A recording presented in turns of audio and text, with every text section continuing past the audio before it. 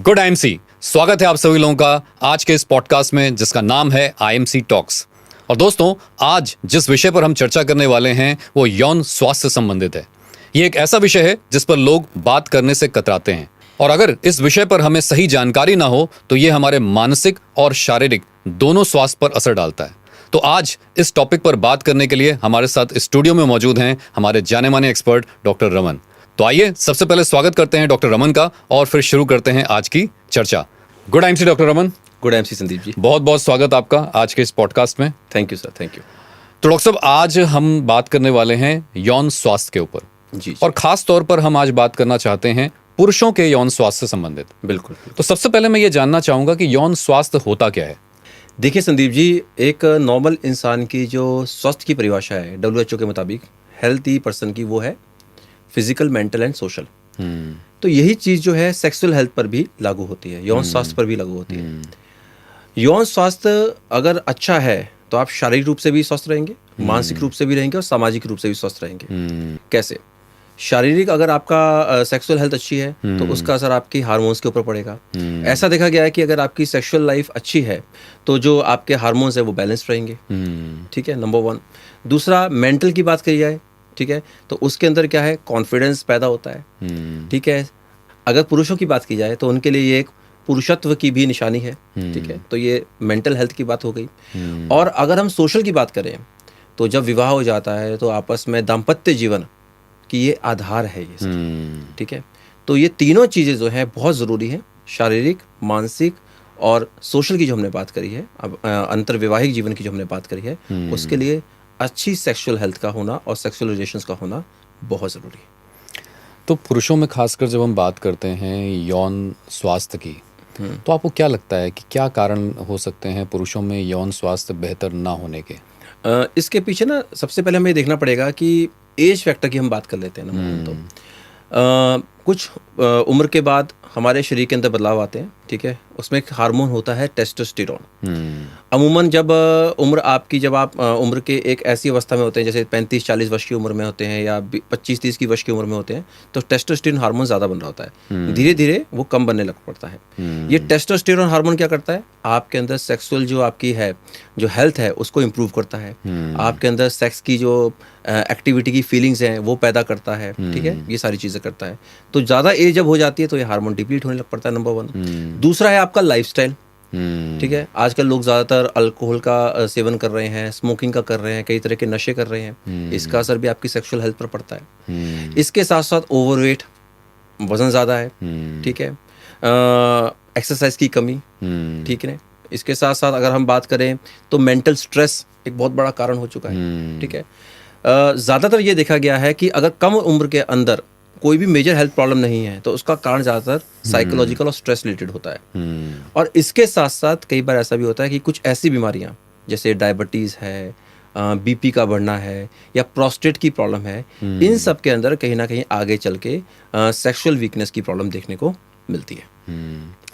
तो ये तो हो गई डॉक्टर साहब कि एक हेल्दी व्यक्ति में क्या होता है, और एक एज के बाद जैसा कि आपने बताया कि हार्मोनल चेंजेस होंगे, टेस्टोस्टेरोन कम हो जाएगा तो आपकी एक वीकनेस आ सकती है।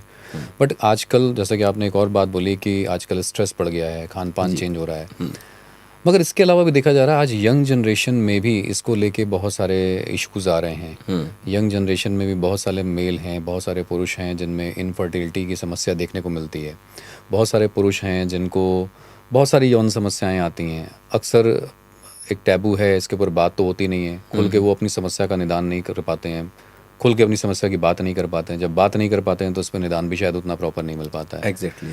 तो एक तो हेल्थ का इशू हो गया। हेल्थ के इशू के अलावा आपको क्या लग रहा है कि आज समाज में और क्या क्या चैलेंजेस हैं जिसकी वजह से ये समस्या बढ़ रही है?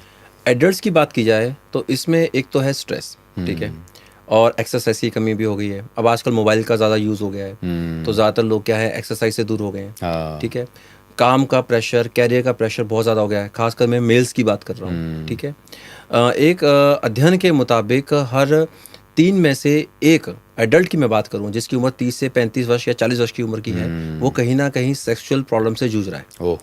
और भारत के अंदर 30 से 40% वैवाहिक दंपति जिनकी एज ग्रुप कम है, जैसे मान लीजिए 30 से 40 वर्ष की उम्र के बीच के हैं वो, या यंग हैं, उनके अंदर कभी ना कभी सेक्सुअल हेल्थ की प्रॉब्लम्स देखने को मिल रही हैं। अब इसका कारण क्या है? सबसे बड़ा तो स्ट्रेस हो गया, और दूसरा सबसे बड़ा संदीप जी प्रॉब्लम ये है कि जो एडल्ट्स हैं, खासकर मैं मेल्स की बात कर रहा हूँ, तो वो एडल्ट्री और पोर्नोग्राफी के अंदर बहुत ज़्यादा उनका एक इंडल्जेंस हो गई है। अब इससे क्या होता है कि देखने में तो लोगों को अच्छा लगता है, लेकिन जो वो दिखा रहे हैं उसकी फैंटेसी उनके अंदर डेवलप हो जाती है। तो जब वो रियल सेक्स करने जाते हैं तो रियल सेक्स में उनको एक तरह से प्लेजर नहीं मिलता, क्योंकि फैंटेसी कहाँ पे है? वहाँ पर है, ठीक है। Correct. दूसरा क्या होता है, जिस तरह से वहां पे दिखाया जाता है, जब उस तरह से नहीं हो पाता है तो हीन भावना आती है। तो it leads to more problems, because sex जो है बेसिकली फिजिकल से ज्यादा मेंटल गेम है। अगर आप ये देखिए, अगर बॉडी बिल्कुल ठीक है, लेकिन मन से इंसान थका है तो वो सेक्सुअल एक्टिविटी के अंदर नहीं इन्वॉल्व हो पाता, ठीक है। तो मेंटली अगर इंसान फिट है, स्ट्रेसफुल नहीं है और सेक्स को वो एंजॉय कर रहा है, लेकिन आजकल क्या हो गया, लोग जो है ना इसको ना एक तरह से, और खासकर मेल्स की मैं बात करूं तो थोड़ा सा अपने ईगो पे भी ले लेते हैं कि नहीं, मुझे तो ऐसे ही होना चाहिए। तो ये जो अल्टीमेटली क्या होता है, इसका जो है एक हम बोलते हैं परफॉर्मेंस प्रेशर, एंग्जाइटीज की डेवलप हो जाती है। अच्छा, क्या होता है कि इसमें प्रॉब्लम ये होती है कि अगर पहले एक दो बार में ऐसे कुछ प्रॉब्लम आई तो वो क्या होता है, माइंड जो होता है ना एक तरह से एक लूप में चलने लग पड़ता है। वो जब भी दूसरी तीसरी बार जब भी सेक्स करने जाएगा तो उसके दिमाग में यही आएगा, यार मेरे साथ पहले ऐसा हुआ था, ऐसा तो नहीं हो जाएगा, और वो साइकोलॉजिकली आपकी परफॉर्मेंस, तो वो एक नेगेटिव इम्पल्स जाती है ब्रेन के अंदर, ठीक है, और वो वहीं से फिर जो है वो प्रॉब्लम्स शुरू हो जाती हैं। तो डॉक्टर साहब, इस टॉपिक पे आगे बढ़ने से पहले मैं थोड़ा सा जानना चाहूँगा, एक पुरुष की लाइफ साइकिल क्या होती है और उस पर कहाँ पर जाकर के यौन स्वास्थ्य के ऊपर ध्यान देना बहुत ज़रूरी है? क्योंकि अक्सर जब बच्चे एडोलसेंट एज में आते हैं, जब उनमें सेकेंडरी सेक्स कैरेक्टर डेवलप हो रहते हैं, हार्मोनल चेंजेस शुरू हो जाते हैं, तो घर में वैसा माहौल नहीं होता। बीइंग ए पेरेंट्स, हम कभी बच्चों से बात नहीं करते, हमें हमारे पेरेंट्स ने कभी हमसे बात नहीं करी। तो उस टॉपिक पे मैं चाहूँगा थोड़ा सा आप प्रकाश डालें कि क्या होती है एक मेल लाइफ साइकिल, और कहाँ पर जाकर के एक बच्चे को जब वो एक एडल्टहुड में आ रहा होता है तो उसको अपने यौन स्वास्थ्य की तरफ ध्यान देना शुरू कर देना चाहिए। नहीं, बहुत अच्छा प्रश्न है संदीप जी, और इसके बारे में बात जरूर होनी चाहिए। सेक्स अभी ना एक टैबू है हमारे देश के अंदर, है ना, इसके ऊपर बात करने से लोग कतराते हैं। जैसे आपने बताया कि पेरेंट्स भी अपने बच्चों से बात करने में कतराते हैं। ठीक है, एक उम्र तक आप उन चीज़ों को उनसे छुपा सकते हैं, लेकिन जब 17-18 वर्ष की उम्र आ जाती है, जब वो एक ऐसी एज में आ गए तो दे आर फुली डेवलप्ड, ठीक है। मतलब अगर आप 22-23 साल के लड़के की शादी भी कर देंगे तो वो एक तरह से रिप्रोडक्शन में जाने के लिए भी तैयार है, ठीक है। तो इसके ऊपर बात करना बहुत जरूरी है। अब होता क्या है, जब उनको प्रॉपर नॉलेज नहीं मिलती तो वो जहां से उनको जैसी नॉलेज मिलती है, दोस्तों से सुन लिया, वीडियो के फॉर्म में मिल गया, ठीक है, तो फिर कई तरह की वो गलत प्रैक्टिसेस में इन्वॉल्व हो जाते हैं, ठीक है। तो अल्टीमेटली क्या होता है, बॉडी के ऊपर वीकनेस आने लगती है, ठीक है। और जब वो इस तरह की चीज़ों पर ज़्यादा फोकस करते हैं तो जो मेन उनका कैरियर का है, पढ़ाई है, उसके ऊपर उनका पकड़ नहीं बन पाती, ठीक है। अच्छा, ये तो चलो बात होगी यहाँ तक। कई बार क्या होता है, अगर इससे और आगे बढ़ गए तो कई तरह की सेक्सुअल ट्रांसमिटेड डिजीजेस भी हो सकती हैं, गलत तरह की संगत में वो पड़ जाएं, तो इसके ऊपर बात करना बहुत ज़रूरी है।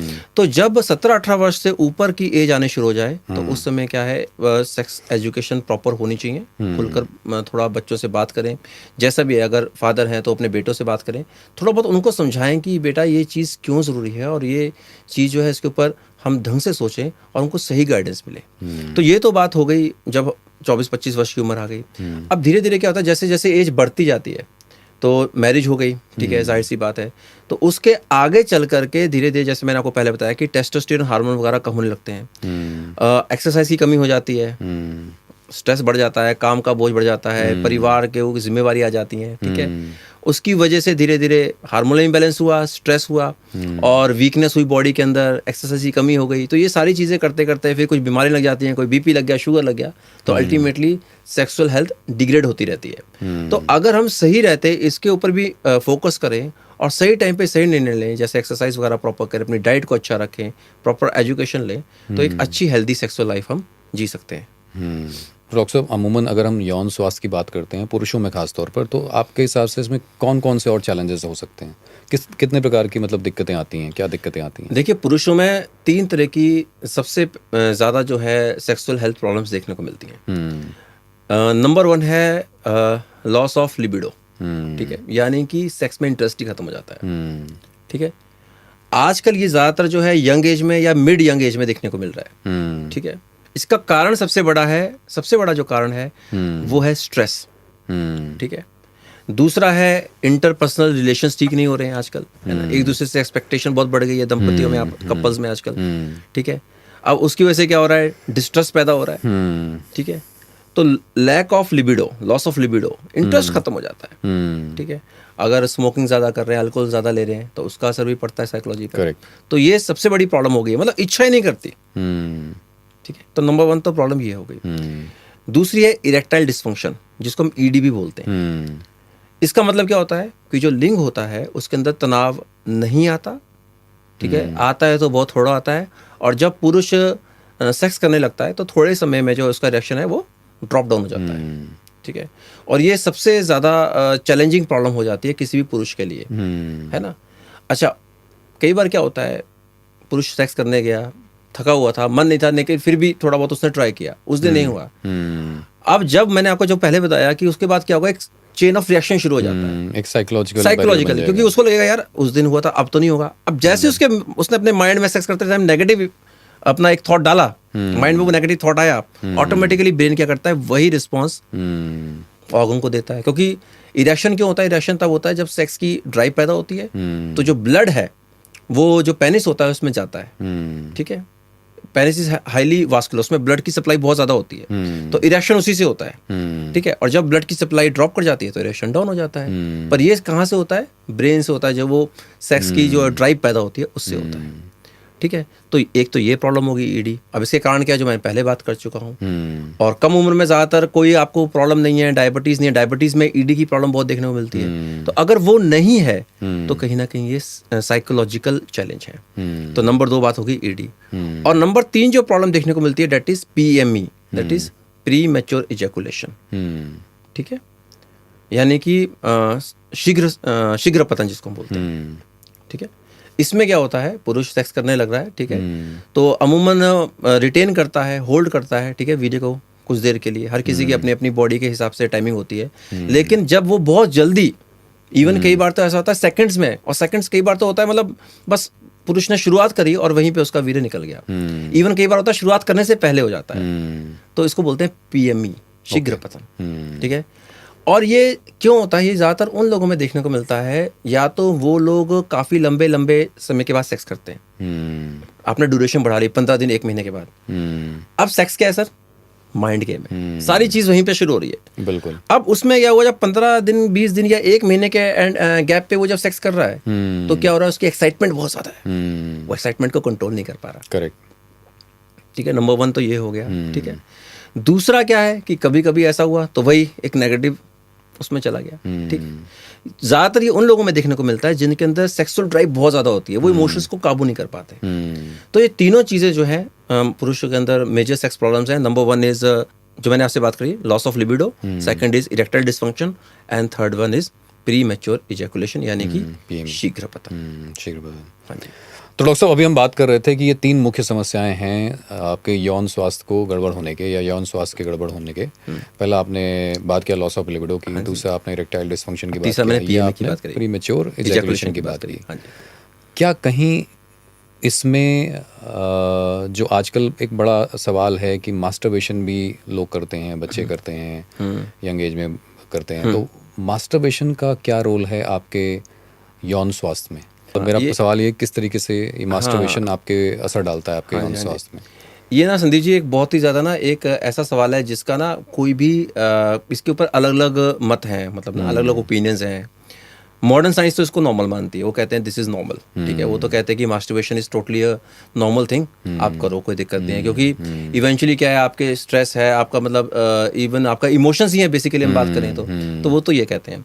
लेकिन अगर मैं आयुर्वेद की बात करूं तो क्योंकि आयुर्वेद थोड़ा स्पिरिचुअल है, और आयुर्वेद जो है बहुत ज़्यादा इस चीज़ पे फोकस करता है, ब्रह्मचर्य की बात करता है। तो आयुर्वेद में तो ये साफ लिखा गया है कि 25 वर्ष तक जो है वो ब्रह्मचर्य का पालन होना चाहिए। ठीक है, उसके बाद आपकी गृहस्थ आश्रम आ जाता है, फिर आपका वृद्ध आश्रम आ जाता है, फिर वानप्रस्थ, ऐसे ऐसे सारा कुछ वर्णन किया गया है हमारे ग्रंथों में। बिल्कुल। तो वहाँ पर तो इसके ऊपर बहुत ज़्यादा फोकस किया गया है। आयुर्वेद में शुक्र को जो है 7वीं धातु माना गया है, मतलब कि जो भी आप खाते हैं लास्ट में वो शुक्र बनता है, ये आयुर्वेद ने कहा है।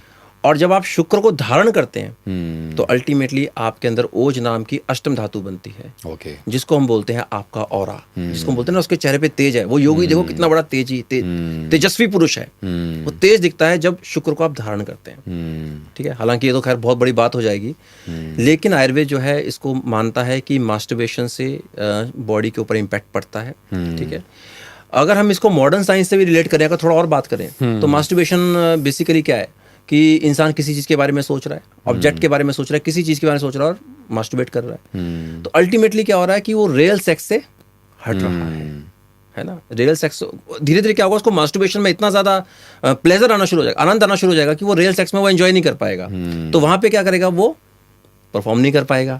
तो उसको पीएमई भी हो सकता है, ईडी भी हो सकता है, क्योंकि आदत जैसी बना लिया आपने बॉडी को। तो मैं यही कहूँगा कि जितना हो सके मास्टरबेशन से बचना चाहिए। हालांकि ये फिर भी एक बड़ा ऐसा टॉपिक है जिसके ऊपर हर किसी के अपने अपने ओपिनियंस हैं, बट मेरा पर्सनल ओपिनियन और आयुर्वेद का भी मैं कहूँ तो यही है कि हमें ऐसी प्रैक्टिस से जो है वी शुड भी, हम उसको दूर रखें अपने आप को, और जो यंगस्टर्स हैं उनको भी हम इन चीज़ों के बारे में अवगत कराएं कि इससे हम जितना हो सके दूर रहें। तो डॉक्टर साहब, अभी जो ये समस्याएं आपने बताई, इसका क्या प्रभाव पड़ता है एक मैरिड लाइफ पर, एक जीवन, मतलब जो दाम्पत्य जीवन है उस पर क्या असर पड़ता है? नहीं, बहुत बड़ा असर पड़ता है संदीप जी। अब देखिए, एक सबसे पहले नई नई शादी हुई है, नॉर्मल बात करते हैं ना, तो सबसे पहले ठीक है आपने बातचीत करी, सब कुछ करता है इंसान, है ना, लेकिन अल्टीमेटली जो है शारीरिक संबंध भी एक वैवाहिक जीवन की नींव है। बिल्कुल, है ना। अब एक्सपेक्टेशन उधर भी है, इधर भी है ना, तो वो एक्सपेक्टेशन मेड भी होनी चाहिए कहीं ना कहीं। तो अगर पुरुष की मैं बात करूँ, अगर वो ये नहीं कर पा रहा है तो एक तो पार्टनर भी जो है सेटिस्फाइड नहीं हो रहा है, नंबर 1। दूसरा, उससे ज़्यादा क्या है कि ये पुरुष की अपनी साइकोलॉजिकल हेल्थ के लिए बहुत ज़्यादा इम्पैक्टफुल हो जाता है, क्योंकि उसको अपने अस्तित्व पर जो है बहुत ज़्यादा सवाल खड़ा हो जाता है। तीसरी चीज़ क्या है कि सेक्सुअल रिलेशंस होंगे तो चलो आपस में प्यार बढ़ेगा, उसके साथ साथ क्या है, रिप्रोडक्शन, वंश को आगे बढ़ाना है, उसकी दिक्कत हो सकती है। तो एक बहुत बड़ा चैलेंजिंग इशू हो सकता है। और कई बार ऐसा देखा गया है कि अगर ऐसी प्रॉब्लम्स हों और इनके ऊपर समय रहते काम ना किया जाए तो मैं कहना नहीं चाहता, लेकिन परिवार भी टूटने तक की नौबत आ सकती है। बड़ा कॉमन है आज की डेट में, बहुत कॉमन है। बिल्कुल बिल्कुल, क्योंकि ना इसके ऊपर फिर फोकस नहीं करते हैं। ठीक है, लोग सोचते हैं चलो शादी हो जाएगी तो हो जाएगा, ठीक हो जाएगा। लेकिन अगर कभी भी आपको ऐसा लग रहा है तो पार्टनर से भी खुल के बात करें। अगर इनिशियल है, मैरिज के कुछ समय के बाद हो रहा है कुछ, तो डॉक्टर से भी मिलें, अपने पार्टनर से भी बात करें, खुलकर इस पर बात करें, घबराए नहीं और शर्माए नहीं।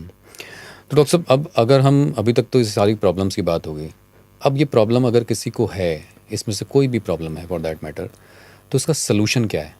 इसका उपचार या निदान क्या है हमारे पास? देखिए, निदान तो सीधी सी बात है, सबसे पहले तो यही है कि ऐसी प्रॉब्लम्स हो ही ना। सबसे पहले तो हम ये रखें ना कि प्रॉब्लम होनी ही नहीं चाहिए। ठीक है, चलो ऐसा तो शायद कुछ भी नहीं है कि ना ही हो, बट अगर हम कुछ चीज़ों को अपनाते हैं तो हम ऐसी प्रॉब्लम से बच सकते हैं और अपने आप को सेक्सुअली फिट रख सकते हैं। जैसे कि सबसे पहली बात यह है कि एक अच्छा लाइफस्टाइल अपनाइए, अपनी डाइट को अच्छा रखिए, विटामिन्स मिनरल्स लीजिए, ठीक है, न्यूट्रिएंट्स लीजिए अपने खाने के अंदर, पोषण लीजिए, प्रोटीन का यूज़ करिए। नंबर 1 डाइट की बात हो गई। नंबर 2 एक हेल्दी फिटनेस रूटीन जरूर अपनाइए, कोई ना कोई एक्सरसाइज। ठीक है, ऐसा देखा गया कि जो लोग एक्सरसाइज करते हैं वो खुश रहते हैं, स्ट्रेस से दूर रहते हैं, एंडोर्फिन नाम का हार्मोन रिलीज होता है। दूसरा, जो पुरुष एक्सरसाइज करते हैं उनके अंदर टेस्टोस्टेरोन हार्मोन जो होता है उसके लेवल्स हमेशा मेंटेन रहते हैं, बढ़ते भी हैं इवन। ठीक है, तो ये बात हो गई। ठीक है, तो एक्सरसाइज करेंगे। दूसरा, बॉडी के अंदर ब्लड का सर्कुलेशन अच्छा होगा, ओवरवेट नहीं होंगे तो आप फिट रहेंगे। बिल्कुल, ठीक है, ज्यादा देर तक जो है आपका स्ट्रेंथ और स्टेमिना बना रहेगा। अब स्ट्रेंथ स्टेमिना वही वाला नहीं है, इवन आप एक्सरसाइज कर रहे हैं वो भी तो स्ट्रेंथ स्टेमिना बिल्कुल वो भी है ना, वो भी है, तो वो मेंटेन रहेगा। दूसरी चीज, तीसरी चीज सबसे बड़ी बात है, स्ट्रेस नहीं लेना है।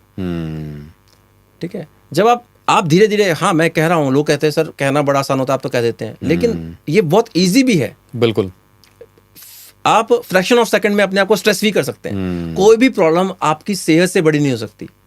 बिल्कुल, कोई भी प्रॉब्लम ऐसी नहीं जिसका सॉल्यूशन नहीं हो सकता, और अगर कोई जिसका सॉल्यूशन नहीं है वो प्रॉब्लम भी नहीं है संदीप जी। सीधी सी बात है, अगर सॉल्यूशन नहीं मिल रहा तो वो प्रॉब्लम क्या है, फिर तो बात ही खत्म हो गई। सब चीज माइंड से शुरू होती है, और अपने माइंड को फ्री रखो। हर बैगेजेस को कैरी करने की जरूरत नहीं है आपको। वो गाना है ना, मैं जिंदगी का साथ निभाता चला गया, हर फिक्र को धुएं में उड़ाता चला गया। वो बहुत अच्छा, मुझे कई बार मैं सुनता हूँ तो मुझे बहुत ज्यादा वो एक लगता है कि उसका बहुत डीप मीनिंग है ना। तो स्ट्रेस से दूर रहिए, ये 3 चीजें करिए। दूसरा है, खासकर अभी हम मेल्स की बात कर रहे हैं, तो जैसे ये एडिक्शंस हैं, अल्कोहल है, स्मोकिंग है, ऐसी चीज़ों से दूर रहिए, ठीक है। परिवार के साथ समय व्यतीत करिए, ठीक है। और कोई भी चैलेंज आ रहा है तो उसको परिवार के साथ मिल करके उसका जो है सॉल्यूशन निकालिए, सेक्सुअल लाइफ हेल्दी रहेगी। बट फिर भी अगर कोई ऐसी समस्या आ गई है, जैसे आपने बोला लॉस ऑफ लिबिडो हो रहा है, हाँ, आप सेक्सुअल एज ग्रुप में हैं, फिर भी अगर आपको प्रॉब्लम आ रही है, इरेक्टाइल डिसफंक्शन हो रहा है या प्रीमैच्योर इजैकुलेशन हो रहा है, तो उनका निदान करने के लिए हमारे पास कौन सी पैथी ज़्यादा बेटर है? क्योंकि आप खुद भी एक आयुर्वेदाचार्य हैं, तो आयुर्वेद बेहतर है या मॉडर्न साइंस बेहतर है, क्या बेहतर है? देखिए संदीप जी, मैंने ये बार बार आपको आज हम इसी चीज़ को बार बार कह रहे हैं कि साइकोलॉजिकली ज़्यादा पेशेंट्स हमको देखने को मिलते हैं, ठीक है। 60-70 साल की उम्र हो गई, इंसान बोलता है चलो ठीक है कोई बात, उस समय चलो तो कोई फर्क नहीं छोड़ो, पड़ता। है ना।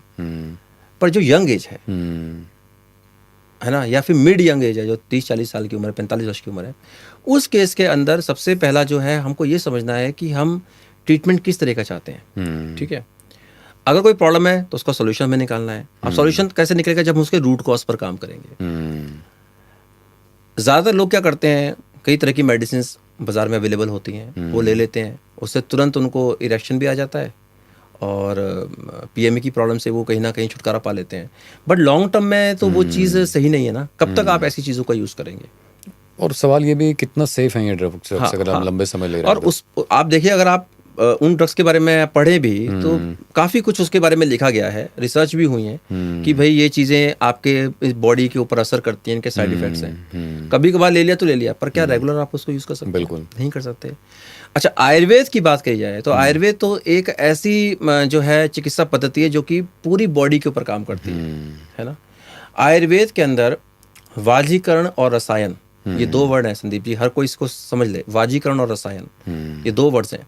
वाजीकरण नाम से आयुर्वेद के अंदर कई औषधियों का वर्णन मिला गया है कि आपके अंदर घोड़े जैसी ताकत वो पैदा कर देते हैं। और दूसरा है रसायन। रसायन मतलब कि जो आपके शरीर को बूढ़ा होने से बचाए, हमेशा यंग रखे।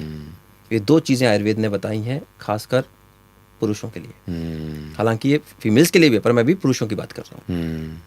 इसी का उपयोग राजा महाराजा करते रहे, है ना भाई। वो अपने समय में तो कितनी रानियां अब आप देखिए। अच्छा, कम उम्र में भी नहीं, यंग एज की बात नहीं कर रहा हूँ, जब उनकी उम्र काफी ज्यादा रहती थी और कंसीव भी होती थी रानियां, बड़ी उम्र के राजाओं से भी।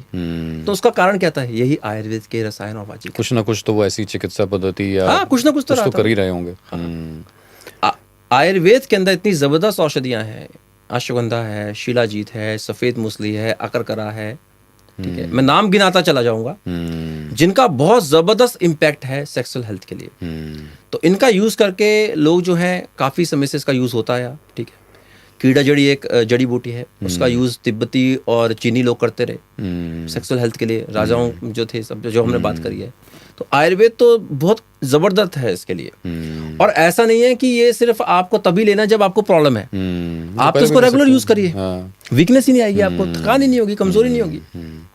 तो डॉक्टर साहब, जड़ी बूटियां तो बहुत अच्छी आपने बता दी, मैं भी भूल गया कहीं। हाँ जी, याद रखना बड़ा मुश्किल है। तो हमारी जितनी भी ऑडियंस आज ये पॉडकास्ट देख रही है, उनको कोई आसान रास्ता बताओ।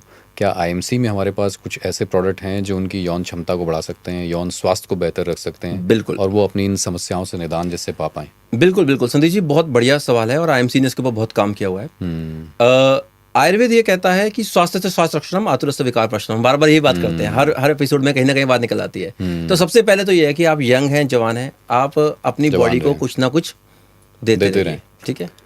वीकनेस होनी नहीं चाहिए, बिल्कुल, ठीक है। तो आयुर्वेद में एक जड़ी बूटी है अश्वगंधा, ठीक है, और शिलाजीत। अश्वगंधा तो एक जड़ी बूटी है, अश्वगंधा नाम की एक जड़ी बूटी होती है, उसकी जड़ का यूज किया जाता है। ओके। और शिलाजीत बेसिकली नाम से ये शिला माने की पत्थर, उसका निर्यास। पत्थरों के अंदर कई तरह के हैवी मेटल्स होते हैं, जब धूप पड़ती है तो उनके अंदर से वो लिक्विड निकलता रहता है, इसको शिलाजीत बोला जाता है। ओके, ठीक है। जब धूप पड़ती है तो वो तपता है, ठीक है। तो शिलाजीत जो है ये आयुर्वेद के अंदर बहुत अच्छा माना गया है, इवन सेक्सुअल के लिए नहीं। आप रूटीनली, जो मैंने आपको बात करी, जैसे जैसे शरीर उम्र बढ़ती है, कमजोर होता है, तो रेगुलर आप अश्वगंधा शिलाजीत का यूज करिए। तो ये मेंटल स्ट्रेस भी दूर करेगा और बॉडी के अंदर स्ट्रेंथ और स्टेमिना भी लेकर आएगा। हाँ, इसमें ये ध्यान रखना होता है कि ज़्यादा ब्लड प्रेशर अगर आपको बढ़ रहा है तो कई बार शिलाजीत जो है किसी को ब्लड प्रेशर थोड़ा सा हाई कर देता है, तो उस केस में थोड़ा आप इसको अवॉइड कर सकते हैं या ध्यान से ले सकते हैं। अगर कंट्रोल रहता है तो ले सकते हैं, ध्यान रखें अपना। तो अश्वगंधा शिलाजीत हमारे पास IMC में मौजूद है, आप इसका उपयोग कर सकते हैं। एक टेबलेट सुबह शाम रेगुलर आपको लेनी होती है। इससे क्या रहता है, आपका स्ट्रेंथ और स्टेमिना बना रहता है, नींद भी अच्छी आती है और बॉडी के अंदर जो है इम्यूनिटी भी अच्छी होती है। तो ओवरऑल हड्डियों के लिए बहुत अच्छा है और सेक्सुअल हेल्थ के लिए तो अच्छा ही है, आपकी सेक्सुअल हेल्थ को वीक नहीं होने देगा। तो ये तो बात होगी एक तरह से हम जब हम बात करते हैं कि पहले से हम क्या यूज कर सकते हैं रेगुलर, ठीक है। अब बात करते हैं अगर आपको प्रॉब्लम हो गई तो आपको क्या करना है। देखिए, PME की बात करी, प्री मैच्योर एजैकुलेशन की बात करी, ED की बात करी, ये सारी चीजें कहीं ना कहीं माइंड साइकोलॉजिकल है। तो आपको माइंड को रिलैक्स करना है। तो आयुर्वेद में कई जड़ी बूटियां हैं, जैसे कि शंख पुष्पी है, ब्राह्मी है, जटामासी है। इन सभी जड़ी बूटियों का एक मिश्रण हमने बनाया और हमने तैयार करी है टेबल स्ट्रेस अवे। अच्छा, आप उसका यूज करिए, एक सुबह एक शाम इसको लेना शुरू करिए। सिंपल है। देखिए, कारण पे तो काम करना पड़ेगा ना। कारण पे तो आप सोचें कि मैं एक गोली खा लूंगा और ठीक है मेरा काम हो गया, लेकिन क्या आप कब तक उसको, ठीक है, बिल्कुल कॉज पर काम करिए। नींद अच्छी आएगी और स्ट्रेस फ्री रहेंगे, तो स्ट्रेस अवे का यूज करिए। तो ये बात हो गई। तीसरी चीज आती है, अगर आपको प्रॉब्लम ज्यादा हो रही है, जैसे ED की प्रॉब्लम हो गई है, PME ज़्यादा हो रहा है, टाइमिंग कम हो रहा है, तो हमारे पास एक टेबलेट है ट्रू नाइट पावर। ठीक है, ये जो है टेबलेट, इसके अंदर सभी वो औषधियाँ मौजूद हैं जिनका मैंने नाम लिया, जो कि आयुर्वेद के अंदर सेक्सुअल ड्राइव बढ़ाने के लिए बेस्ट मानी जाती हैं। ठीक है, ट्रू नाइट पावर। तो इसकी एक टेबलेट आप सुबह शाम लेना शुरू करिए। तो आप क्या कर सकते हैं, स्ट्रेस अवे और ट्रू नाइट पावर सुबह शाम लेना शुरू कर दीजिए, मिला के ले लीजिए अगर स्ट्रेस भी है। ठीक है, इसके साथ साथ इससे आगे बढ़ते हैं तो हमारे पास जो मैंने कीड़ा जड़ी की बात करी थी, अब कीड़ा जड़ी क्या है, थोड़ा इसके बारे में बात कर लेते हैं। एक ये पहले तो ये समझते हैं कीड़ा जड़ी जो है एक मशरूम होता है। ठीक है, अच्छा, ठीक है, एक मशरूम होता है।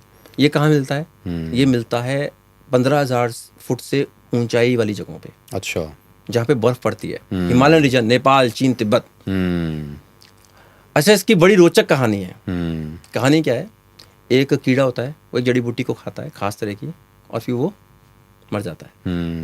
फिर वो दोबारा पैदा होता है संदीप जी। अच्छा जी।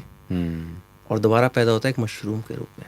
ओह, ठीक है। तो इसका एक हिस्सा जो होता है वो कीड़े की आकृति का होता है, एक हिस्सा जो होता है जड़ी बूटी के आकार का होता है, तो इसलिए हम कीड़ा जड़ी बोलते हैं। ठीक है, कॉर्डिसेप्स साइनेंसिस इसका जो है बोटेनिकल नेम है। राजा महाराजा तिब्बत चीन के अंदर तो इसका हजारों साल से यूज करते हैं। और कीड़ा जड़ी जो है इतनी जबरदस्त, मैं आपको बताऊं संदीप जी, इसके अंदर कई तरह के विटामिन मिनरल्स मौजूद हैं। सेक्सुअल के साथ साथ ये स्ट्रेंथ और स्टेमिना, इवन आज के समय में एथलीट्स भी इसका यूज करने लग पड़े, क्योंकि एथलीट्स क्या करते हैं, उनको स्ट्रेंथ स्टेमिना चाहिए रेगुलर। बिल्कुल, ठीक है। अब वो क्या करते हैं, कई बार क्या कुछ ऐसी दवाइयां ले लेते हैं जो उनके टेस्ट में आ जाती हैं, है ना, डोप टेस्ट जिसको हम बोलते हैं। तो उससे बचने के लिए अब कीड़ा जड़ी का यूज किया जा रहा है। तो कीड़ा जड़ी क्या है, जो मैंने आपको बताया, जो ओरिजिनल कीड़ा जड़ी कहाँ पे, पहाड़ों में, पहाड़ों से मिलती है। अब जब कीड़ा जड़ी फेमस होने लगी तो लोगों ने क्या किया, इसको लैब में उगाना शुरू कर दिया। लेकिन जो ओरिजिनल है दैट इज ओरिजिनल तो ओरिजिनल ही हो गया। ठीक है, तो IMC ने जो है एक जबरदस्त प्रोडक्ट अभी तैयार किया है, कीड़ा जड़ी टेबलेट्स। कीड़ा जड़ी, हाँ जी, बिल्कुल बिल्कुल। और उसमें अकेली कीड़ा जड़ी नहीं है संदीप जी, 10 और जड़ी बूटियां मौजूद हैं। अच्छा, उसके अंदर अश्वगंधा है, शिलाजीत है, अकरकरा है, सफेद मूसली है, क्रॉच बीज है, ये ऐसी L-आर्जिनिन उसके अंदर मौजूद है। तो ये सारी जड़ी बूटियां जो हैं, जो इसमें मौजूद हैं, तो आपकी सेक्सुअल ड्राइव को भी बढ़ाती हैं, आपके अंदर स्ट्रेंथ और स्टेमिना को भी इंप्रूव करती हैं, आपकी बॉडी की इम्यूनिटी को भी इंप्रूव करती हैं, और पुरुषों के अंदर सेक्सुअल हेल्थ के लिए ये जबरदस्त प्रोडक्ट हमने निकाला है। तो इसको लेना कैसे होता है, रोज रात को सोते समय एक टेबलेट, ओके, रेगुलर। लेकिन ये ध्यान देने वाली बात है कि इसको ऐसे ना समझा जाए कि ये मतलब हम टेबलेट्स ले रहे हैं, क्योंकि लोग समझते हैं ना कि सर, उनकी एक्सपेक्टेशन क्या होती है कि अभी हमने लिया तो अभी असर मिलना चाहिए। कई बार क्या होता है, जो चीज़ें बहुत जल्दी काम करती है ना, वो ज़्यादा नुकसान भी करती है। मैं ये नहीं कह रहा हूँ कि हर एक चीज़ ऐसा करती है। तो आपको क्या करना है, आपको समझना है, और जब आप जड़ पर काम करना चाह रहे हैं तो आपको जड़ तक पहुंचने के लिए उन चीज़ों को टाइम देना पड़ेगा। बिल्कुल बिल्कुल, लोग यहीं पे थोड़ी गड़बड़ कर जाते हैं। ठीक है, अच्छा, आयुर्वेद में कई ऐसी दवाइयाँ भी आजकल बाजार में मिल जाती हैं, लेकिन उनके अंदर क्या है, कई ऐसी जड़ी बूटियाँ मौजूद हैं, जैसे कि ओपियम है। ठीक है, तो वो क्या हैबिट फॉर्मिंग हो जाती हैं। है आयुर्वेद में ऐसी, उनका उपयोग आप तो फिर अगर आपको उनका उपयोग करना है इमीडिएट के लिए, तो फिर आप तो वही टेबलेट ले सकते हैं, फिर हम ऐसी चीज़ों पे क्यों जाएं। तो बिल्कुल। We have to use a safer option. Hmm, ठीक है, मैं ये नहीं कह रहा हूँ कि वो गलत है, लेकिन हमें सेफ ऑप्शन की तरफ जाना चाहिए, हैबिट फॉर्मिंग की तरफ नहीं जाना चाहिए। बिल्कुल। तो जब आप इन चीज़ों का उपयोग करते हैं तो रेगुलर बॉडी के अंदर स्ट्रेंथ और स्टेमिना डेवलप होता है। ठीक है, अच्छा हमने कीड़ा जड़ी की बात करी, हमने अश्वगंधा की बात करी, ट्रू नाइट पावर टेबलेट की बात करी। कई बार क्या होता है ईडी के अंदर और बाकी चीज़ों के अंदर, कई बार क्या करते हैं हम, क्या करते हैं आयुर्वेद में हम और लिंग की मसाज की बात भी करते हैं। उससे क्या होता है वहाँ पे ब्लड की सर्कुलेशन बढ़ती है ना। मैंने आपको पहले बताया कि जब ब्लड की सर्कुलेशन बढ़ेगी तो इरेक्शन प्रॉपर रहेगा। हाँ जी, हाँ जी। कई बार डायबिटीज जैसी प्रॉब्लम्स के अंदर, कोलेस्ट्रॉल के अंदर, बीपी के अंदर, प्रोस्टेट की प्रॉब्लम्स के अंदर क्या होता है कि जो वेसल्स होती हैं वो वीक, कमजोर हो जाती हैं, है ना, तो ब्लड प्रॉपर्ली जाता नहीं है। तो उसके लिए हम क्या करते हैं, मसाज ही करते हैं ना, किसी बॉडी पार्ट के अंदर ब्लड से मसाज करते हैं, तो वैसे लिंग की मसाज होती है। तो हमने क्या किया, एक ऑयल निकाला, ट्रू नाइट पावर ऑयल। अरे वाह। ठीक है, तो इसका क्या करना है, 2 से 3 बूंदे हाथ पे लेनी है, रात को या शाम के समय में जब भी आपको टाइम लगता है हल्के हाथ से लिंग की मसाज करें आप। तो उससे क्या होगा, वहाँ पे ब्लड सर्कुलेशन बढ़ेगी। बट इसका टाइम यूज देना पड़ेगा आपको। अब आप सोचेंगे सर अभी हमने कर दिया, अभी it is not like that. ठीक है, 1 मंथ के अंदर भी आपको यू गेट गुड रिजल्ट्स, मैंने कई पेशेंट्स का देखा है। बाकी इंडिविजुअल टू इंडिविजुअल वेरी कर सकता है, आपकी प्रॉब्लम ज़्यादा तो नहीं है, कम तो नहीं है, वो तो इंडिविजुअल टू इंडिविजुअल होता है। तो ये तो कुछ प्रोडक्ट्स की बात हो गई। इसके साथ साथ थोड़ा बॉडी को और न्यूट्रिशन दिया जाए तो कैसा रहेगा, बहुत ज़रूरी। ठीक है, तो जैसे हिमालयन बेरी है, ये सेक्सुअल हेल्थ के लिए बहुत अच्छी है, जिसको हम संजीवनी बूटी कहते हैं, सी बकथॉर्न। इसके अंदर विटामिन मिनरल्स बहुत ज़्यादा हैं और ये सेक्सुअल हेल्थ के लिए बहुत अच्छी है, क्योंकि स्ट्रेंथ स्टेमिना ये बढ़ाती है। तो आप क्या करें, सुबह मॉर्निंग में 30 ml अपने अंदर साथ में हिमालयन बेरी लीजिए। ठीक है, बॉडी को डिटॉक्स करते रहिए, एलोवेरा जूस का यूज़ करिए, और तुलसी स्ट्रेस को कम करती है। तो मॉर्निंग में क्या करना है, एलोवेरा लीजिए, एक शॉट बना लीजिए, 30 ml एलोवेरा लीजिए, 30 ml आप हिमालयन बेरी लीजिए, और 2-3 बूंद उसमें कुछ बूंदे तुलसी की डाल के एक शॉट बना लीजिए। बिल्कुल। और वो तो वैसे भी आपकी ओवरऑल हेल्थ के लिए अच्छा है, हम तो हमेशा कहते हैं आईएमसी के अंदर। ठीक है, वेरी नाइस। ब्लड की सर्कुलेशन बढ़ाएगा, आपकी इम्यूनिटी अच्छी रखेगा, और बाकी चीज़ें जो है ये सारी चीज़ें आपको कंट्रोल करेंगे। तो डॉक्टर साहब बिल्कुल सही आपने बताया कि एक नॉर्मल हेल्दी जीवन के लिए तो वैसे भी हम रिकमेंड करते हैं कि एलोवेरा, हिमालयन बेरी और तुलसी आप यूज़ करें। बट अगर आपको स्पेसिफिक यौन दुर्बलता है या यौन स्वास्थ्य से रिलेटेड चैलेंज आ रहा है, तो हमने बात किया कि अब आप ले सकते हैं अश्वगंधा शिलाजीत टैबलेट सुबह शाम। हाँ जी, हाँ जी। देन उसके बाद हम ले सकते हैं ट्रू नाइट पावर। हाँ जी, हाँ जी, टैबलेट्स, वो टैबलेट्स आप सुबह शाम ले सकते हैं, और उसका ऑयल भी आता है, उसको मसाज लगा करने के लिए आप मसाज यूज़ कर करने के लिए सकते आता हैं। फिर हमने स्ट्रेस अवे टैबलेट की बात करी। हाँ जी, हाँ जो जी, कि हमारे मानसिक संतुलन को अच्छा रखेगी, हमारे स्ट्रेस को कंट्रोल करेगी। हाँ जी, हाँ जी, हाँ जी, जिससे हम बेहतर फील करेंगे। हाँ जी, और उसके बाद अगर फिर भी हमें और भी ज़रूरत है तो हम कीड़ा जड़ी का सेवन कर सकते हैं। एग्जैक्टली। मगर क्या डॉक्टर साहब इसमें से एक कोई भी यूज़ किया जा सकता है, या इन सब का यूज़ करना क्यों ज़रूरी है? नहीं, आप एक का भी यूज़ कर सकते हैं, ऐसा कुछ नहीं है, डिपेंड करता है आपकी प्रॉब्लम किस लेवल पर है। हाँ, ठीक है, अगर प्रॉब्लम ज़्यादा है देन आपको, मैं वैसे प्रेफर करता हूँ कि अगर आप हेल्दी रहना चाहते हैं और हेल्दी सेक्सुअल लाइफ लेना चाहते हैं तो आप वेट क्यों कर रहे हैं, सभी यूज़ कर सकते हैं। सब यूज़ कर सकते हैं। बिल्कुल। प्रॉब्लम कहाँ आती है कि ये हमेशा से एक रहा है हमारे अंदर, ठीक है, कि हम काम कब करते हैं, जब हमारी प्रॉब्लम क्रिएट हो जाती है। सप्लीमेंट नाम की भी चीज़ें होती हैं। बिल्कुल। ठीक है, पूरी दुनिया सप्लीमेंट्स के ऊपर इतना लोग ध्यान दे रहे हैं। तो हमारे अंदर क्या है, हमारे थोड़े देश के अंदर इस चीज़ों से अभी भी मैं कहूँगा कि लोग अनजान हैं। बिल्कुल। आज की जो लाइफ है संदीप जी, वो इतनी ज़्यादा हैक्टिक हो चुकी है कि आपको कुछ ना कुछ ऐसी चीज़ें लेनी ही चाहिए। आयुर्वेद में भी ये कहा गया है कि अश्वगंधा का आप यूज़ करिए, शिलाजीत का यूज़ करिए। जरूरी नहीं की प्रॉब्लम है तभी यूज़ करिए ना। बिल्कुल बिल्कुल। अब कीड़ा जड़ी है, आप रेगुलर यूज़ करिए, कोई दिक्कत नहीं, कोई दिक्कत नहीं है, बेहतर रिजल्ट मिलेगा, बेहतर रिजल्ट मिलेगा। आपको प्रॉब्लम ही नहीं होगी, थोड़ी बहुत होगी तो तभी वहीं रुक जाएगी। ये वैसे ही हो गया, आपने घर बनाया, हाँ जी, और आप उसकी मेंटेनेंस नहीं कर रहे हैं। हाँ, अब आपको भगवान ने ये शरीर दिया है, हाँ, तो उसको मेंटेन तो रखना ही पड़ेगा ना। मेंटेन तो रखिए। तो घर को भी हम रंग पानी करते हैं, कहीं टूट फूट हो जाती है मतलब उसके अंदर, तो हम उसका रिपेयर मेंटेनेंस कराते हैं।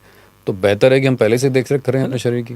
अच्छा, एक चीज़ और है थोड़ी सी, कि जब प्रॉब्लम होती है फिर हम सही गाइडेंस नहीं लेते, है ना, फिर हम गलत जगह किसी ने बोल दिया वहाँ से ले लो, वहाँ से ले लो, ये 3 डोज में ऐसा हो जाएगा, वैसा हो जाएगा। मैं ये हमेशा ये कहता हूँ कि अगर आपको कभी भी ऐसी कोई हेल्थ प्रॉब्लम नज़र आ रही है, सेक्सुअल हेल्थ की बात है चाहे कोई भी है, तो आप इनिशियली जो है, जब वो कम उसका जो इंटेंसिटी है वो कम है या थोड़ी बहुत है, तभी से आप सही चीज़ों को यूज़ करना शुरू कर दीजिए। आपकी प्रॉब्लम आगे बढ़ेगी नहीं। बिल्कुल। और कोई भी प्रॉब्लम रातों रात खड़ी होती नहीं है। एग्जैक्टली। तो जब रातों रात वो प्रॉब्लम आई नहीं है आपके शरीर में, तो रातों रात जाएगी भी नहीं। आपको उसको समय देना पड़ेगा। जितना समय उसको खराब होने में लगा है, एटलीस्ट उतना समय तो आपको देना पड़ेगा उसको सही करने के लिए। बिल्कुल। लोग क्या करते हैं, लोगों को ये होता है कि एक साइकोलॉजी बन जाती है कि प्रॉब्लम चाहे जब से है, रिजल्ट अभी मिलना चाहिए, तुरंत मिलना चाहिए। अब वो तुरंत के चक्कर में क्या होता है, अपना नुकसान कर बैठते हैं हम। ठीक है, कुछ चीज़ें ऐसी हैं, जब कोई ऐसी प्रॉब्लम आ गई जहाँ पे इमरजेंसी है, वो समझ आता है, बट आप हर एक चीज़ के लिए अगर इंस्टेंट रिजल्ट के बारे में सोचेंगे तो आप अपनी हेल्थ के साथ, अपने साथ जो है वो गलत कर रहे हैं। ठीक है, आप अपने लाइफस्टाइल को इम्प्रूव करिए। आयुर्वेद इतना ज़बरदस्त रिजल्ट्स हैं, इतना ज़बरदस्त, मतलब कि मैं तो हैरान हूँ। मैं तो बार बार ये जब मैं पढ़ता हूँ आयुर्वेद को संदीप जी, तो मैं हैरान होता हूँ कि इतना ज़बरदस्त साइंस है, हर चीज़ का रिजल्ट है। इतना ज़बरदस्त साइंस है, लेकिन प्रॉब्लम कहाँ है, जब हम सोचते हैं नहीं सर फास्ट रिजल्ट, तो फास्ट के चक्कर में नहीं पड़ना। यहाँ पे अपनी हेल्थ, जब अपनी हेल्थ की बात आती है ना, तो फास्ट नहीं चलना। बिल्कुल ठीक है, सही चीज़ को चूज़ करना है। बिल्कुल। चलते चलते डॉक्टर साहब, मैं एक और आपसे सवाल पूछना चाहूँगा जो पुरुषों की हेल्थ से रिलेटेड है, स्पेशली यौन स्वास्थ्य से रिलेटेड है, कि जब 40-45 साल की उम्र में या 45-50 साल की उम्र में पुरुष पहुंचते हैं तो अक्सर उनका टेस्टोस्टेरोन लेवल गिर जाता है, कम होने लग जाता है जी। और उस समय अक्सर ये देखा जाता है प्रोस्टेट नामक एक समस्या बड़ी कॉमनली देखी जाती है। बिल्कुल बिल्कुल बिल्कुल। तो इसके बारे में थोड़ा सा आप बताइए और हमारे पास उसके लिए क्या निदान है। देखिए, प्रोस्टेट क्या है बेसिकली? प्रोस्टेट जो है, जो हमारी पेशाब की नाली होती है, जिसको हम यूरेथ्रा बोलते हैं, ठीक है, और जो रेक्टम होती है, ठीक है, जहाँ से स्टूल निकलता है, उसके बीच में जो है एक ग्लैंड होता है, ठीक है, प्रोस्टेट ग्लैंड। इसका काम क्या होता है? इसका काम होता है जो हमारा सीमन होता है, वीर्य होता है, ठीक है, उसके अंदर सेमिनेटिक फ्लूइड को ये पंप करता है। ओके, ठीक है, तो वो फ्लूइड क्या होता है, वो जो शुक्राणु होते हैं उनके लिए कहीं ना कहीं वो खुराक का काम करता है। ठीक है, अब क्या होता है, जैसे जैसे एज बढ़ती है टेस्टोस्टेरोन हार्मोन कम बनने लगता है, तो उसकी वजह से क्या होता है कि ये बाय डिफॉल्ट क्या, इसका साइज बढ़ने लगता है। ये हर पुरुष के अंदर होता है। ठीक है, लेकिन अगर इसका साइज बहुत ज़्यादा बढ़ जाए तो धीरे धीरे क्या होगा सर, इसका जो दबाव होगा, जब ये साइज बढ़ेगा, तो मान लीजिए ये पेशाब की नली है और ये प्रोस्टेट पड़ा है, तो धीरे धीरे साइज बढ़ेगा, तो ये क्या करेगा सर, फैलेगा। तो संदीप जी आइए समझते हैं इसको एक पिक्चर के जरिए। ठीक है, आप ये देख सकते हैं कि यहाँ पर जो है यूरेथ्रा है, इसको हम बोलते हैं पेशाब की नली, ठीक है, जो कि पेशाब की थैली से बाहर निकलती है, और इसके आसपास ही जो है ये प्रोस्टेट रहता है, ये इसको पूरा घेर के रखता है। अब जैसे जैसे देखिए आप उम्र बढ़ती जाती है, प्रोस्टेट जो है साइज बढ़ता जाता है, और ये क्या करता है, ये जो पेशाब की नली जो होती है, यूरेथ्रा होती है, उसके ऊपर प्रेशर क्रिएट करता है। अब जब प्रेशर क्रिएट होगा तो क्या होगा सर, नली सिकुड़ जाएगी तो क्या होगा, यूरिन प्रॉपर नहीं आएगा, मतलब यूरिन पास करने में दिक्कत होगी, रुक कर आएगा, बार बार जाने का मन करेगा, ऐसा लगेगा कि पेशाब करने जा रहा हूँ, बहुत जोर का पेशाब आ रहा है, लेकिन पेशाब आ नहीं रहा, बूंदे बूंदे निकल कर आ रहा है, और ऐसा लगेगा कि यार खाली नहीं हो रहा अंदर से, क्योंकि ब्लॉकेज है। बिल्कुल। अब क्या होता है कि जब वो पेशाब अंदर पड़ा रहा तो धीरे धीरे उसमें इन्फेक्शन भी हो जाएगा, तो इन्फेक्शन के चांसेस बढ़ जाते हैं, तो पेशाब में जलन भी होने लगती है। तो ये जो प्रॉब्लम है ज़्यादा देखी जाती है 45 या 50 वर्ष की उम्र के बाद, अमूमन 40 के बाद बढ़ना शुरू होता है, लेकिन 50 के बाद ज़्यादा देखने को मिलती है। लेकिन लक्षण तब तक देखने को नहीं मिलते जब तक कि प्रोस्टेट का साइज इतना ना बढ़ जाए कि वो उस यूरेथ्रा को या पेशाब की नली को कंप्रेस ना करने लग पड़े, इतना कंप्रेस ना कर दे कि पेशाब जो है रुकने लग पड़े। इसकी कई स्टेजेस होती हैं, ठीक है, ग्रेड 1, ग्रेड 2, ग्रेड 3। उसमें क्या देखा जाता है कि प्रोस्टेट का साइज कितना है, उसका मास कितना है, कितना बढ़ गया है, वो उस हिसाब से उसकी ग्रेडिंग होती है। जितना साइज बढ़ेगा उतनी ज्यादा ग्रेडिंग होगी, और जितनी ज्यादा ग्रेडिंग होगी उतने ज्यादा लक्षण गंभीर होंगे। ठीक है, कम प्रोस्टेट बढ़ा हुआ है तो हल्का फुल्का पेशाब रुकेगा, बहुत ज्यादा है तो पेशाब और ज्यादा रुकेगा और दिक्कत होगी, और अगर बहुत ज़्यादा बढ़ गया है तो क्या होगा, कंप्लीट यूरिनरी ऑब्स्ट्रक्शन, पेशाब बिल्कुल रुक जाता है। ठीक है, तो ऐसी कंडीशन में जब बहुत ज़्यादा दिक्कत आ जाए, जब साइज बहुत बढ़ जाए, तो ऑपरेशन के जरिए प्रोस्टेट को निकालना पड़ता है। ठीक है, दूरबीन के जरिए ऑपरेशन किया जाता है, उससे निकालना पड़ता है। ओके। लेकिन कई ऐसी दवाइयाँ मॉडर्न साइंस में भी हैं, डॉक्टर अगर लगता है डॉक्टर्स को कि अभी ज़रूरत नहीं है ऑपरेशन की, लक्षण इतने गंभीर नहीं है, तो वो ऐसी दवाइयाँ देते हैं जिनसे कि वो उसको कंट्रोल करने की कोशिश करते हैं। तो आयुर्वेद की बात करी जाए तो आयुर्वेद में भी कई ऐसी जड़ी बूटियाँ हैं जो कि प्रोस्टेट के साइज को हैं जो है मेंटेन कर सकती हैं, रिड्यूस भी कर सकती हैं, उसके लक्षणों को कम भी कर सकती हैं।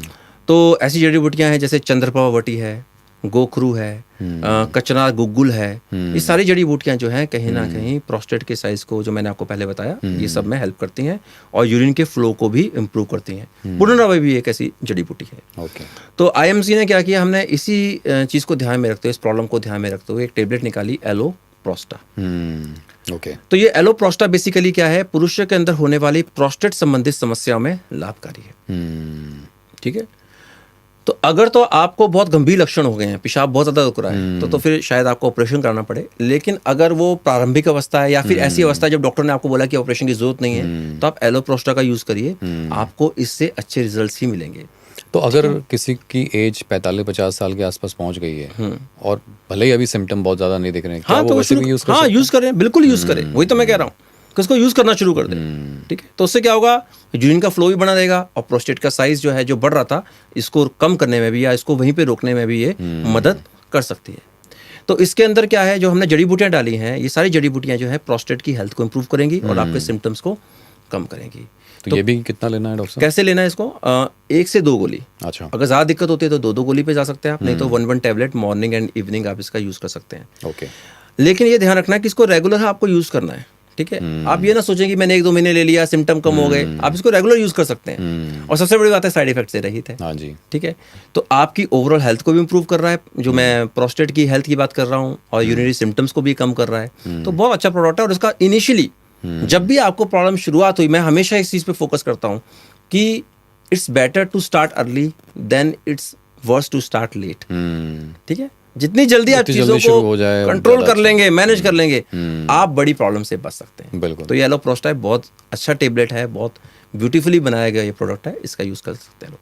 ग्रेट, थैंक यू डॉक्टर साहब। Thank you Sandeep ji. बहुत ही महत्वपूर्ण जानकारी दी। एक ऐसे सामाजिक मुद्दे को भी कवर किया हम लोगों ने आज, जो बहुत बड़ा एक टैबू है, जिसके ऊपर लोग बात नहीं करते। और बड़ा ही कंफ्यूजन भी मार्केट में लोगों के बीच में बना रहता है। तो बहुत बहुत धन्यवाद कि आपने आज यहाँ पर आकर के हमें इसके बारे में जानकारी दी। Thank you Sandeep ji. Thank you. तो दोस्तों, जैसा कि आपने देखा, आज के इस पॉडकास्ट में हमने यौन स्वास्थ्य के ऊपर बात करी और ख़ास तौर पे हमने पुरुषों के यौन स्वास्थ्य के ऊपर आज चर्चा करी है। बहुत जल्द ऐसे ही हम महिलाओं के ओवरऑल सेहत के ऊपर एक पॉडकास्ट लेके आने वाले हैं। बट मुझे उम्मीद है कि आज के इस पॉडकास्ट के माध्यम से आपको बहुत सारी क्लैरिटी हुई होगी कि पुरुषों में यौन स्वास्थ्य क्या होता है, एक बच्चे से लेकर के एक बुज़ुर्ग तक क्या क्या चैलेंजेस, क्या क्या परेशानियाँ, क्या क्या दिक्कतें आ सकती हैं, क्या कारण होते हैं इस यौन समस्याओं के और उनका कैसे निवारण करना है। और डॉक्टर रमन ने आज ब्यूटीफुली हमें बताया कि इन समस्याओं से कैसे निजात पाएँ। खास तौर पर ये सारा कुछ माइंड का गेम है। तो अपने आप को मानसिक रूप से स्वस्थ रखें और साथ ही साथ अगर कोई समस्या हो गई है तो उससे घबराने की ज़रूरत नहीं है। IMC है ना, IMC में आपको बहुत सारे ऐसे सोल्यूशन प्रदान करते हैं जिनके माध्यम से आप अपने यौन स्वास्थ्य को बेहतर रख सकते हैं और एक बेहतरीन जीवन यापन कर सकते हैं। तो दोस्तों, इसी के साथ विदा लेते हैं आज और मुलाकात होगी अगले पॉडकास्ट में किसी और ऐसे ही टॉपिक के साथ। Thank you so much. Good IMC all.